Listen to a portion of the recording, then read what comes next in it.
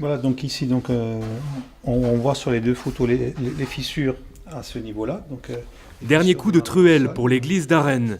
Elle avait été fortement endommagée ces dernières années. Des murs fissurés à plusieurs endroits, ou comme pour cet escalier, des éléments déplacés de plusieurs centimètres.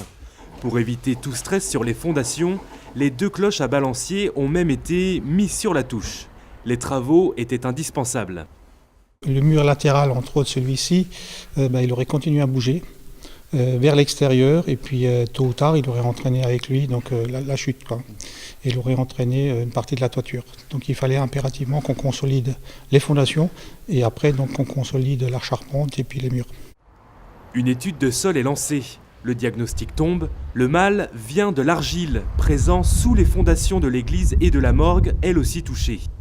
Des mouvements de terrain différentiels, consécutifs de la sécheresse estivale de 2015. L'argile s'est rétractée, puis a gonflé en se réhydratant. Un mouvement qui entraîne avec lui les murs qu'il supporte. Arène est alors reconnu en état de catastrophe naturelle. Ah, c'était une excellente nouvelle. Nous on voyait déjà notre budget dans le rouge. On s'est dit comment on va faire. Et puis heureusement que ça s'est terminé comme ça. Heureusement donc qu'on a fait l'étude de sol et heureusement qu'on a suivi le conseil de Madame Bassot.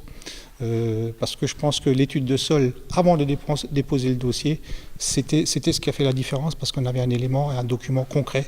Grâce à cette reconnaissance, 90% des 80 000 € de travaux sont pris en charge par l'assurance. L'église est réhabilitée, ainsi que la morgue adjacente. Cette année-là, 104 communes mosellanes touchées par le phénomène ont fait la même demande. Aujourd'hui, seules 4 ont obtenu gain de cause. Ouais, c'est la première marque.